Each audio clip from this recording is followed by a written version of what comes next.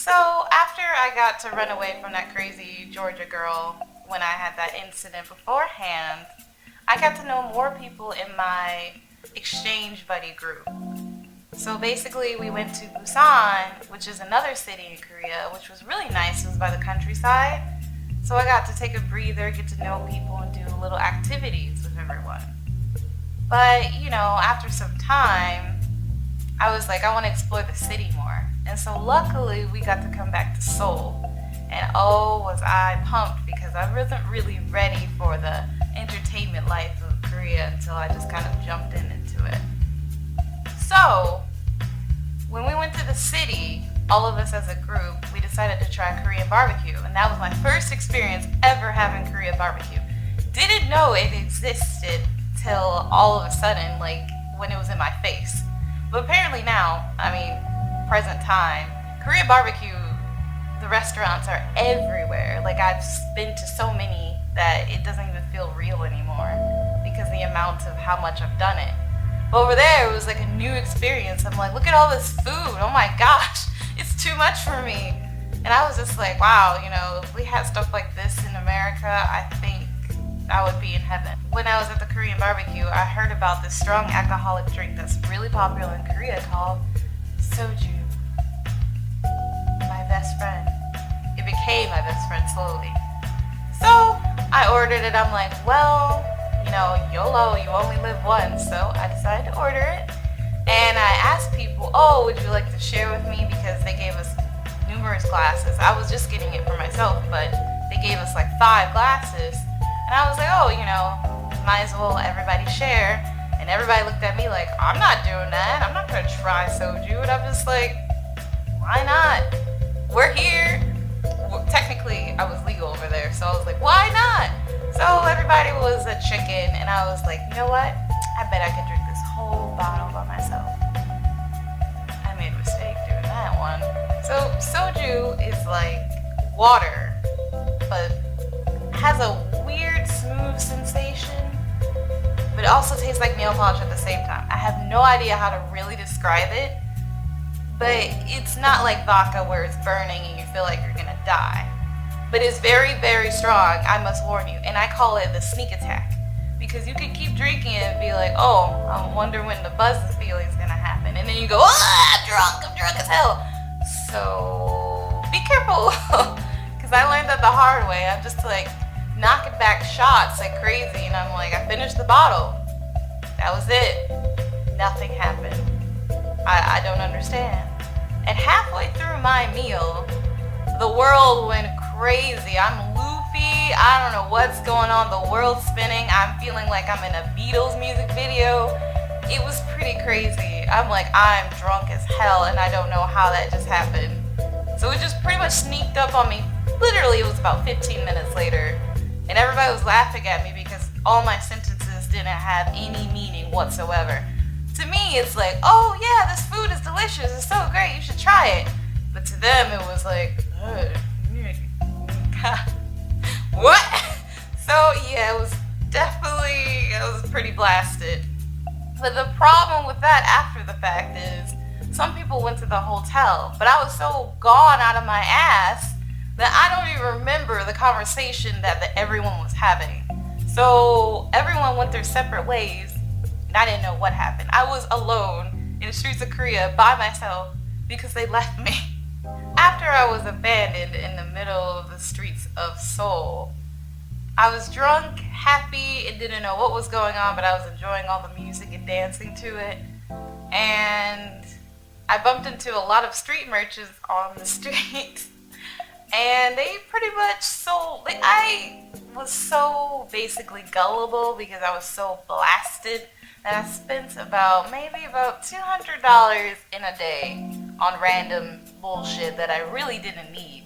Mostly hats. I just had a hat thing at that one moment. Like, yeah, I'll take that hat, that one, maybe about 5 of those, and bam, after just $200, just gone like that, zip zero. Because they just seen me as a, wow, look at that foreigner who's super drunk and doesn't know where she's going. Time to get her to buy some random bullshit that she probably doesn't need. And it worked! So, yeah, but I still have these hats and they're pretty nice, so I guess I don't regret it. all. But basically, while I was aimlessly wandering in the streets of Korea alone, but not scared, of course, because I was so loopy, I bumped into this makeup shop that I randomly went into. I bumped into a friend in our exchange group, and I'm like, oh my god, I know you. You're in our group. Like, where is everyone? I don't know what happened. And she was just saying to me, like, oh, you don't remember? Everyone's going to karaoke, and so are we. And I'm like, oh, cool. I like karaoke. Let me go too. I honestly, if it wasn't for them, I probably would have been still wandering around in the streets, not knowing where to go. So that was a helpful thing. So we went to karaoke. We were walking together in the entrance, and right next to it was a bar. And I see this black girl. And besides the people in my group, that was the only other black person I've seen in Korea so far. And she looked at me, and I looked at her, and we just stared at each other and went, hey, you, hey. It was almost like we knew each other, but we didn't. It was just the sole principle of, wow, you're black, I'm black, we're in Korea, that's awesome. And it was just pretty cool because even though she was on the phone minding her own business, we were just like, I know you too. In some form, it was just kind of hilarious. And it became kind of a thing when I was in Korea where every time I see a random black person, we just look at each other and do the nod, like the head nod. Or we just look at each other and go, hey, oh, hey. Like we knew each other. It was crazy. But that's for another time because there's been too many times I bump into people and we've done that. But we went to the Noribang. That's Korean for karaoke because you obviously don't know what that is, I hope. But now I just taught you something new. Now, a Noribang is a karaoke room that is soundproof as well. And everyone has private rooms where it's like disco glowing lights and it's so beautiful and elegant. And if you wanted to, you can order food, snacks with it, and they have this big giant book of obviously karaoke songs ranging from China, Japanese, American, and Korean. And you can pay for minutes as you go. But everybody was already there, so I just kind of hopped in with my drunk ass and was like, oh, this is so cool, I've never been to one of these before. So I just kind of came in, barged in, interrupted someone singing, sang, I think, Crazy in Love. I don't know, I was just so gone. And for some reason, I don't even remember a bottle of soju being in my bag. I kind of just had it.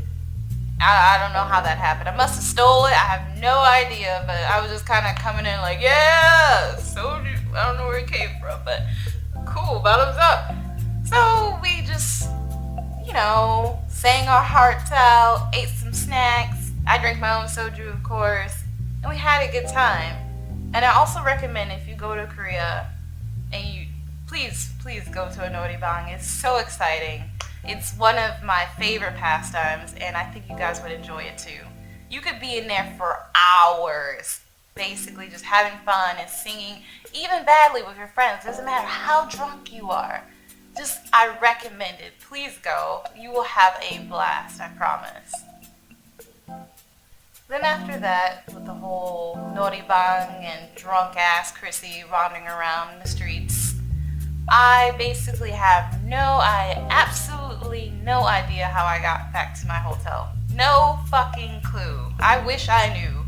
But somehow I remember drinking, falling on a couch, to waking up in a hotel room where I was supposed to be with a bottle of soju right next to me, and I was just like, I don't remember this at all, but cool, I got some soju. And kind of just started drinking and started my day off again. Somehow it happened. I'm just also letting you guys know that in Korean culture, drinking is a very important part of it. So basically, rejecting someone can be kind of all insulting. So tidbit for you people that don't drink, put some water in your drink. Just put water in a glass and then pretend it's soju, because then people won't be on your ass about you not drinking. But I'm just letting you know as a tidbit on why most of these stories is me being drunk is because it's part of the culture. Drinking is a big part of it. And most of the time I had to do it informal setting. So it explains why this is gonna get a little crazy. Just thought I'd let you know that little tidbit. Hey guys! If you're a little bit confused about the second video and you've only clicked this video, there's a first video, it's right over here. You can click in and watch and understand how the heck I got here to begin with Korea.